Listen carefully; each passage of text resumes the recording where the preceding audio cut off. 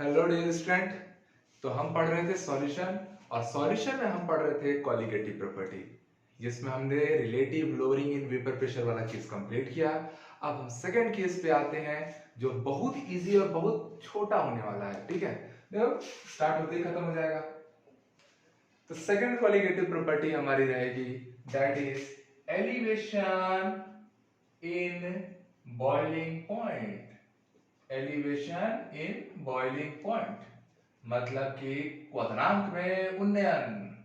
ठीक, चलो एलिवेट करना है मतलब वैल्यू बढ़ानी है।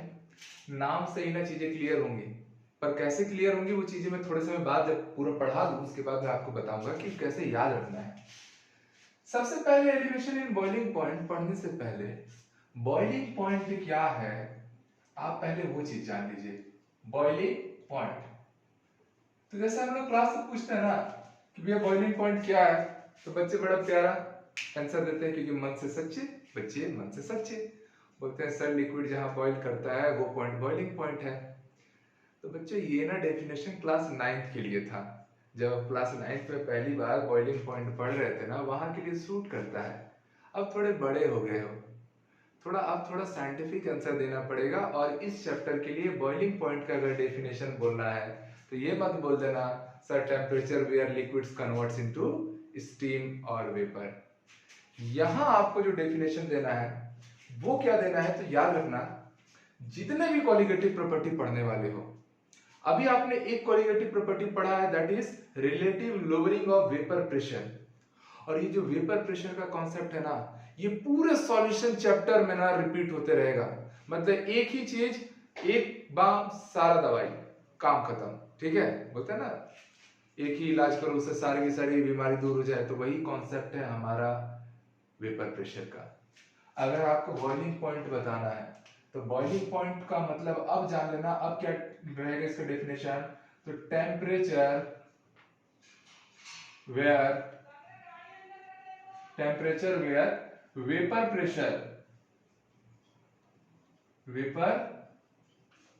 प्रेशर किसका, किसी भी सॉल्यूशन का, लिक्विड का, ऑफ लिक्विड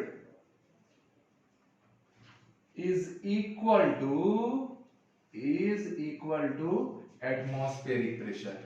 मतलब जब हमारे लिक्विड का वेपर प्रेशर एटमॉस्फेरिक प्रेशर को जब टच कर जाए, मैच कर जाए, उसके इक्वल हो जाए, उस समय जो टेम्परेचर हमको उस लिक्विड का मिले रहता है वही टेम्परेचर अब क्या कहलाएगा, बॉइलिंग पॉइंट। ग्राफिकली समझना ना बच्चों, ग्राफिकली इस बात को समझने की कोशिश करते हैं। मान लो ये वेपर प्रेशर वर्सेस टेम्परेचर का प्लॉट है, ओके ठीक, और ये है मेरा एटमॉस्फेरिक प्रेशर। एटमॉस्फेरिक प्रेशर और एटमॉस्फेरिक प्रेशर होता कितना है तो सबको पता है। अर्थ के लिए अगर लूंगा तो 1 बार लूंगा या 1 atm लूंगा। क्या कह रहा है कि वो टेम्परेचर जब लिक्विड का वेपर प्रेशर एटमॉस्फेरिक प्रेशर के क्या हो जाए, इक्वल हो जाए, मैच कर जाए, उस पर्टिकुलर टेम्परेचर को ही आप क्या मान दोगे, बॉइलिंग पॉइंट। तो क्लास 9th का डेफिनेशन था ना कि जहां पर लिक्विड स्टीम बन जाए या वेपर बन जाए उस टेम्परेचर को बॉइलिंग पॉइंट बोलेंगे। अब थोड़ा उसको अवॉइड करके ये नया डेफिनेशन ध्यान में रखना ना। वर्क कैसे करेगा तो समझ लो। अच्छा मैं आपसे फिर से एक सवाल करना चाहूंगा कि आप मुझे बताओ प्योर सॉल्वेंट का वेपर प्रेशर ज्यादा आता है कि आप लोग का सॉल्यूशन का वेपर प्रेशर, तो आप बोलोगे सर कंडीशन अप्लाई है कि सॉल्यूशन में आपने वोलेटाइल सॉल्यूट को डाला है कि नॉन वोलेटाइल को डाला है। अगर वोलेटाइल को डाला रहेगा तो सॉल्यूशन का वेपर प्रेशर प्योर स्टेट से ज्यादा आएगा। नॉन वोलेटाइल को सॉल्यूट को अगर मैंने सॉल्वेंट में ऐड करके सॉल्यूशन बनाया होगा तो उस समय वेपर प्रेशर घट जाता है। और हमारे पूरे सिलेबस में हम जितना भी टॉपिक पढ़ रहे हैं बच्चों, आप गांठ बांध लेना ना दिमाग में कि केवल नॉन वोलेटाइल सॉल्यूट का ही केस आपको पढ़ना है, केवल नॉन वोलेटाइल। तो अगर नॉन वोलेटाइल सॉल्यूट की बात हो रही है तो आप बताओ सॉल्वेंट का वेपर प्रेशर, मतलब सॉल्वेंट बोले तो प्योर स्टेट का वेपर प्रेशर ज्यादा होगा कि नॉन वोलेटाइल सॉल्यूट से मिलकर बने हुए सॉल्यूशन का वेपर प्रेशर। तो आप साफ बोलेंगे सर सॉल्वेंट का प्योर स्टेट का ज्यादा होगा और सॉल्यूशन का कम होगा। मतलब कि अगर मैं यहाँ पे 2 लाइन ऐसे बना दिया, ठीक, ध्यान से देखिएगा, ये मान लीजिए मेरी पहली लाइन है और ये मान लीजिए मेरी दूसरी लाइन है। ऊपर कौन सी लाइन है, ये इसका मतलब यहाँ का वेपर प्रेशर अगर 2 बार है तो यहाँ का कितना आ रहा है 3 बार, तो ये हायर है ना, ये हायर है इसलिए ये क्या है सॉल्वेंट, ये क्या है सॉल्वेंट। और ये लाइन किसको रिप्रेजेंट कर रहा है, दिस लाइन रिप्रेजेंट सॉल्यूशन।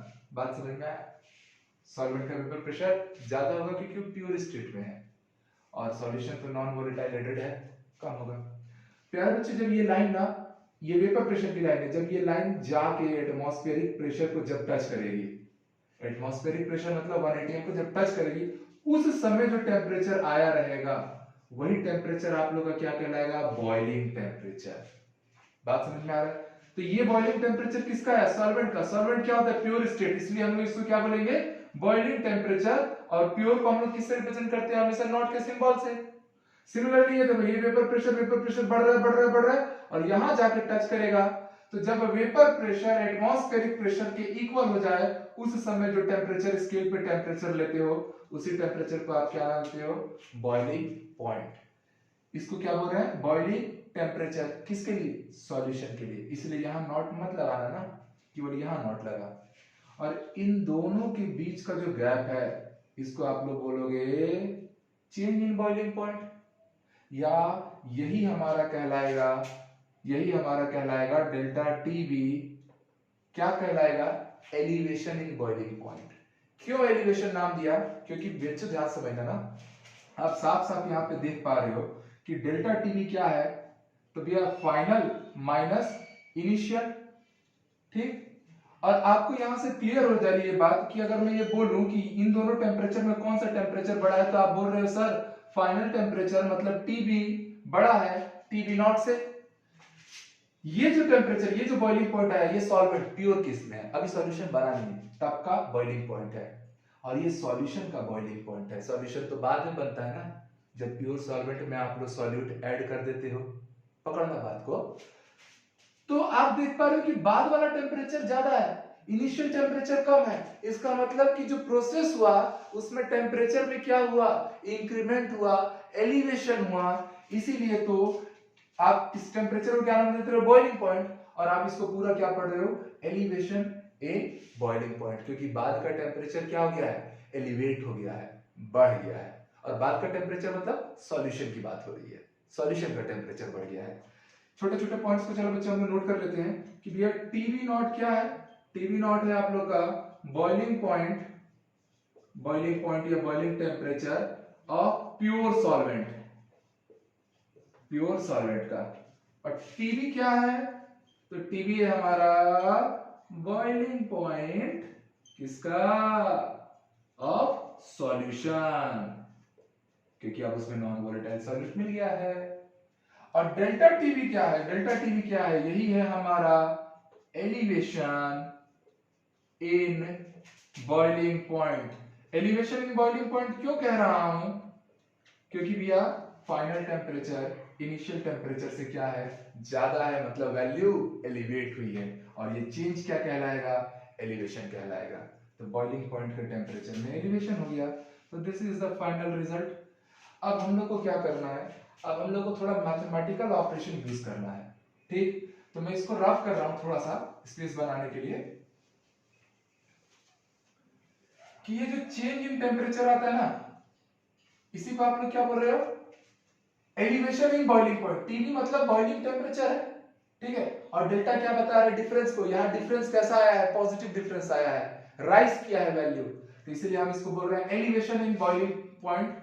वो डायरेक्टली प्रोपोर्शनल होता है बच्चों किसके एम मतलब मोलैलिटी, वो किसके डायरेक्टली प्रोपोर्शनल होता है मोलैलिटी। अब ऐसा क्यों, इसको मोलैलिटी के डायरेक्टली प्रोपोर्शनल क्यों लिया गया, नॉर्मेलिटी और मोलैलिटी के प्रोपोर्शनल क्यों नहीं लिया गया। तो बच्चों आप ये बात जान लीजिएगा कि नॉर्मेलिटी और मोलैलिटी ये दोनों टेम्परेचर पे डिपेंड करते हैं। जो मोलैलिटी है स्मॉल m और मोल फ्रैक्शन ये दोनों टेम्परेचर पे डिपेंड नहीं करते, इसलिए जब आप सॉल्यूशन का चैप्टर पढ़ रहे होंगे ना तब आप कोलिगेटिव प्रॉपर्टी पढ़ेंगे, और कोलिगेटिव प्रॉपर्टी को नेचर से कोई लेना देना नहीं होता है, वो केवल अमाउंट ऑफ सॉल्यूट या number of moles of solute पे डिपेंड करेगा। बात समझिए ना, तो टेम्परेचर से उसको इफेक्ट नहीं होना चाहिए, इसीलिए हम लोग मोलैलिटी का कॉन्सेप्ट लिए, क्यों लिए समझ में आया। और जब ये प्रोपोर्शनैलिटी सिंबल हटा दूंगा तब यहां पर एक कांस्टेंट आके मल्टीप्लाई हो जाएगा, दैट इज केवी। केवी के बारे में जान लीजिए, केवी को हम लोग क्या नाम देते हैं, that is molar elevation constant, molar elevation constant, या कई बुकों में इसको एलिवेशन इन बॉइलिंग पॉइंट भी बोलते हैं, उसका कांस्टेंट केवी।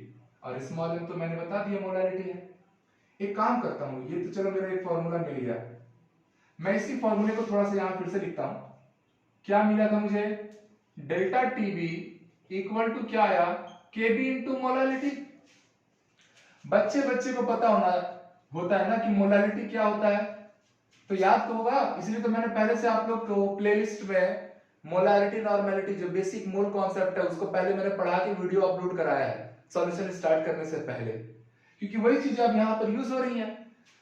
तो प्यारे बच्चों मोलारिटी क्या होता था, number of mole of solute divided by mass of solvent. Molarity single concept था जिसमें सॉल्यूट और सॉल्वेंट का जिक्र होता था, बाकी सब में सॉल्यूट आता था, सॉल्यूशन आता था। याद है ये बात, शुरू से वीडियो में देखे होगे ना तो याद रहा होगा।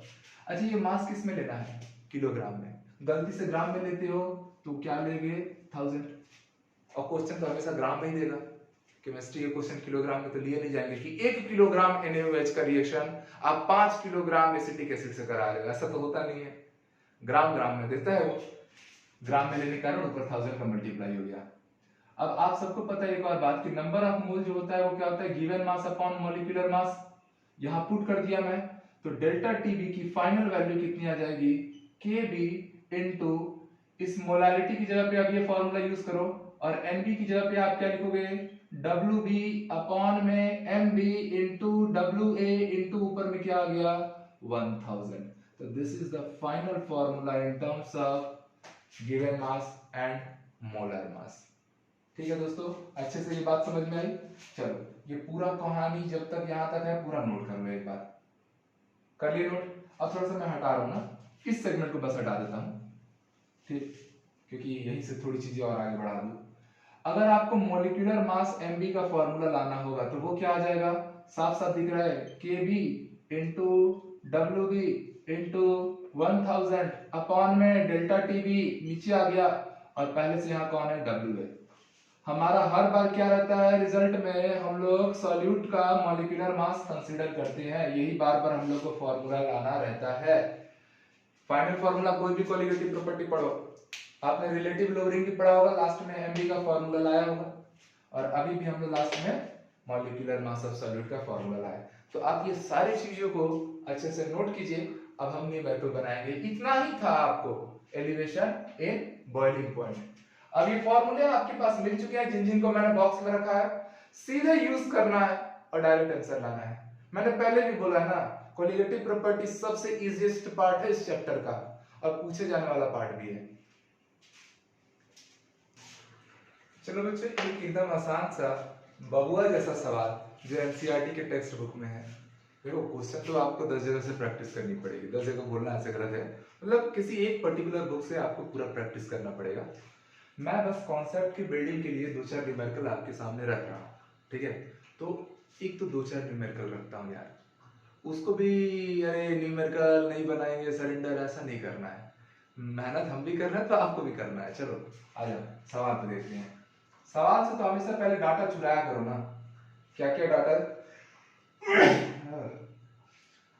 क्या क्या डाटा दिया है पहले वो हम लोग सेलेक्ट करते हैं। तो बोल रहे हैं 18 ग्राम ग्लूकोज, उसका फॉर्मूला दिया हुआ है, is dissolved in 1 kg water. मतलब आप समझ रही है, हालत खराब हो रही है कि ये यहाँ वाटर और ग्लूकोज का मिक्सचर हुआ है, ठीक है, कोई बात नहीं। ग्लूकोज किसकी तरह बिहेव करेगा, सॉल्यूट की तरह, तो वो बी मान लो, और वाटर सॉल्वेंट की तरह बिहेव करेगा, उसको ए मान लो। वाटर का गिवन अमाउंट दिया हुआ है ना, तो WA वो कितना दिया है 1 kg, ग्राम में कन्वर्ट करवाऊंगा तो मेरे प्यारे बच्चों को हो जाएगा 1000 ग्राम, WA की वैल्यू मिल चुकी। सिमिलरली ग्लूकोज का भी तो आपको गिवन अमाउंट दिया हुआ है ना, कितना ग्राम, 18 ग्राम, और ग्लूकोज का मोलर मास अगर आप लोग लाना चाहेंगे तो ग्लूकोज का मोलर मास इजीली ला सकते हैं, 12 × 6 + 1 × 12 प्लस 16 इंटू 6, टोटल सम करेंगे तो आप पाएंगे 180 ग्राम आता है। ये सबको पता रहता है, कई बार यूज किए रहते हैं सवालों में। आपको केबी की वैल्यू भी गिवन है, मोलर एलिवेशन कांस्टेंट केबी कितना दिया है 0.52। अच्छा, इसका यूनिट पे फोकस करना ना, इसको कई बच्चे पढ़ने में थोड़ा सा कंफ्यूज होने लगते हैं, तो याद रखो ये केल्विन केजी पर मोल, इसका यूनिट क्या है केल्विन केजी पर मोल। सिंपल। इतनी डाटा आपको दिया हुआ है, आपसे क्या पूछ रहा है, at what temperature will water boil at 1.013 bar. ये तो एटमॉस्फेरिक प्रेशर है ना, ये कौन सा प्रेशर है एटमॉस्फेरिक प्रेशर।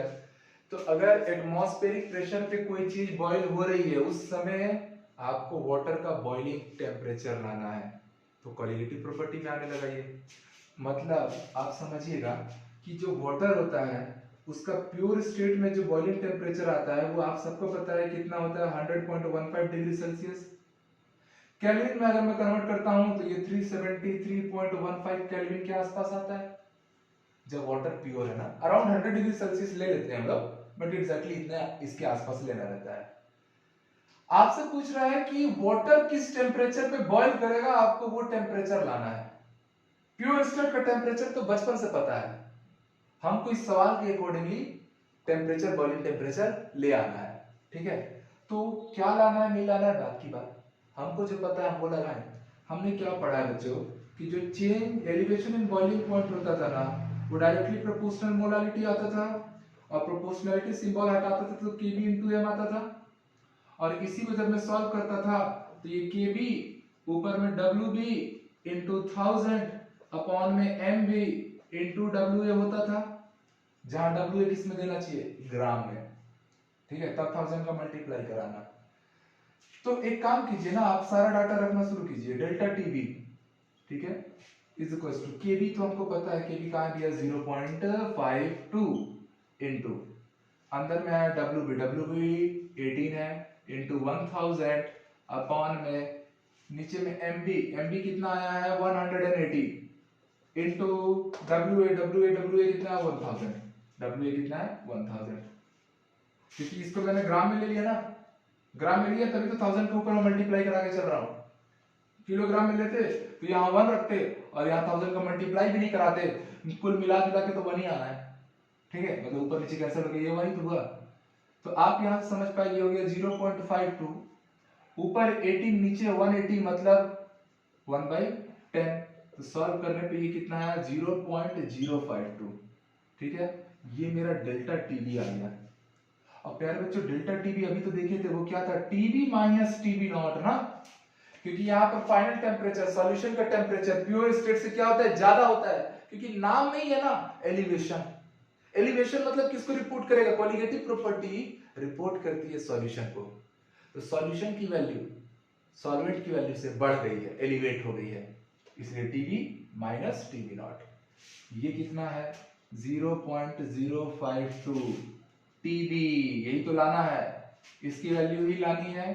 टीबी नॉट की वैल्यू तो मुझे पता चल चुकी है कितनी 373.15.052। याद रखो फिजिकल केमिस्ट्री का कभी भी क्वेश्चन बनाओ तो टेम्परेचर को आप लोग ना केल्विन में ही कंसीडर करना ना, डिफरेंस इन टेम्परेचर होगा तब डिग्री सेल्सियस में मानो या केल्विन में मानो, वहां बात सेम हो जाएगी। बट अगर केवल टेम्परेचर लेना होना तो केल्विन में ही लेके चलना है, डिग्री सेल्सियस वाला मत ले लेना। ठीक है, नहीं तो गड़बड़ा जाओगे, काम बिगड़ जाएगा। तो टीबी कितना आ गया 373.15 प्लस 0.052। सॉल्व कर लीजिए, यहाँ 2 आ गया 5502 और ये हो गया 373। ये आया आपका वो टेम्परेचर जहां पर आपका वाटर बॉईल करने वाला है, solution sorry not water, glucose और वाटर का जो सॉल्यूशन है वो इस टेम्परेचर पे अब बॉईल करेगा। कितना सिंपल सा सवाल है, पूरा फॉर्मूला ओरिएंटेड है। दो फॉर्मूले लगे, एक तो हमने इस फॉर्मूले को भी यूज किया और लास्ट में हमने डेल्टा टीवी मतलब एलिवेशन इन बॉइलिंग पॉइंट की जगह पे टीवी माइनस टीवी नॉट लिखते हैं, इसको भी यूज किया। तो दोस्तों आप इसको नोट कर लो। चलो एक तो और सवाल आ गया आपके सामने, ये सवाल भी एनसीईआरटी बुक का है। ठीक है, एनसीईआरटी बुक का एक एक सवाल मोती है ना भाई, बनाना तो है। सीखने के लिए सबसे बेहतर पैटर्न है केमिस्ट्री के लिए एनसीईआरटी बुक बेस्ट मानी ली जाती है। आप चलिए आज ये डाटा चुराते हैं सवाल से, ठीक है। बोलो the boiling point of benzene is 353.23 kelvin. मतलब मैं यहाँ पर है एक बेंजीन, और वो जो बेंजीन है ना वो प्योर स्टेट में है, तो उस समय उसका बॉइलिंग पॉइंट कितना दिया है 353.23 केल्विन। एक लाइन पढ़ा, एक डाटा मिल गया। When 1.80 gram of a non volatile solute, तो भैया यहाँ पर ना एक आप नॉन वोलेटाइल सॉल्यूट को लाकर ऐड कर रहे हो, और वो सॉल्यूट क्या होगा बी, तो बेंजीन हो गया सॉल्वेंट, उसको रिप्रेजेंट करूंगा ए से। नॉन वोलेटाइल सॉल्यूट का मास मतलब WB की वैल्यू दी हुई है बच्चों 1.80 ग्राम। आगे आगे पढ़ते हैं। Was dissolved in 90 gram benzene, मतलब बेंजीन का मास दे दिया, WA मिल गया, सॉल्वेंट का मास मिल चुका है 90 ग्राम। सिंपल, एक एक लाइन पढ़ो, डाटा उठाते चलो। कहता है आगे, the boiling point is raised to 354.11 kelvin. Boiling point raise कर गया ना, मतलब प्योर स्टेट में बॉइलिंग टेम्परेचर इतना था। अब जो सॉल्यूशन बना ना, ये नॉन वोलेटाइल सॉल्यूट जब आके बेंजीन से मिल गया है, तो उस समय का बॉइलिंग टेम्परेचर क्या कहलाएगा TB। सॉल्यूशन का बॉइलिंग टेम्परेचर वो दिया है आपको 354.11 केल्विन। और क्या दिया है सवाल में, कैलकुलेट द मोलर मास। चलो MB की वैल्यू लानी है, मोलर मास कैलकुलेट करना है। KB की वैल्यू हम लोग को गिवन है, दैट इज 2.53 केल्विन kg पर मोल। ठीक, ये हमको सवाल ने इतना जो भी चीज दिया था हमने उठा के रख लिया। पहले बच्चे एक काम करो, सबसे पहले ना आप डेल्टा TB की वैल्यू लाओ। तो डेल्टा TB क्या होता था, TB minus TB naught, solution का boiling point minus pure state में सॉल्वेंट का बॉइलिंग पॉइंट। डाटा रखिए, TB की वैल्यू आपको पता है, यहां से 354.11 माइनस प्योर बेंजीन का आपको दिया हुआ था 353.23 केल्विन। ठीक है, दोनों केल्विन में सीधे माइनस कर लीजिए। तो यहां से आप डेल्टा TB कितना पाएंगे, तो माइनस कीजिए, 11 में से 3 गया, कितना हो गया 8।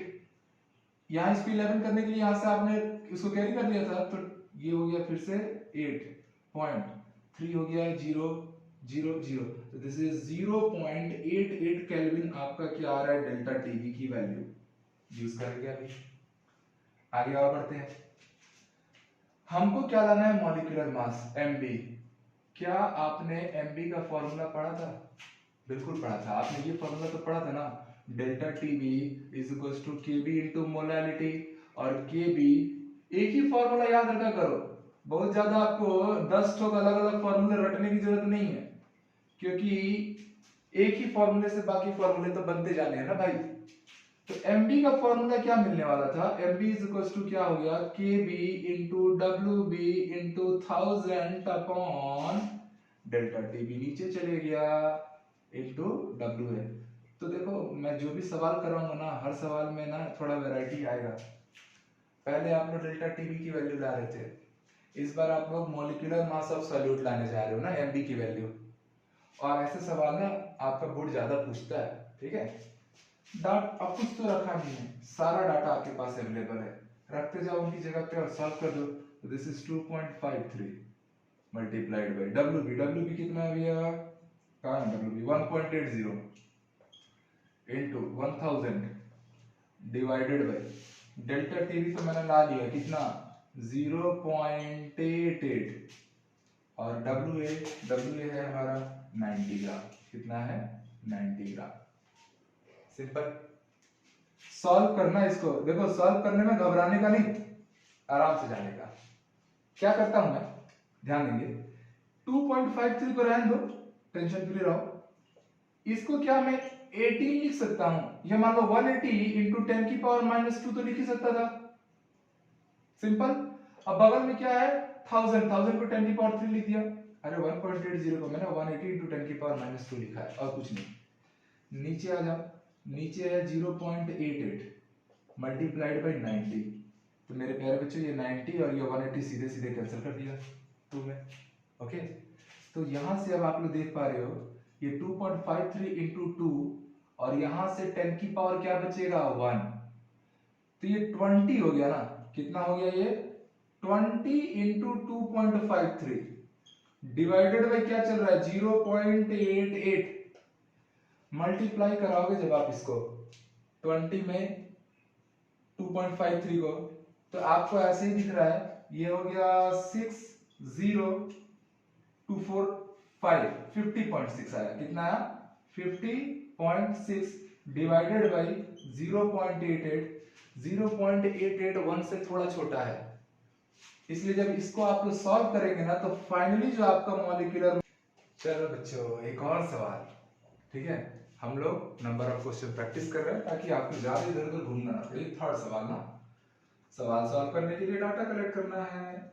क्या कहता है सवाल, पढ़ने जाते हैं। डरा मत करो यार, इतना बड़ा बड़ा है, बनता तो चुटकियों में है, एक चुटकी कीमत पता तो है ही ना रमेश बाबू।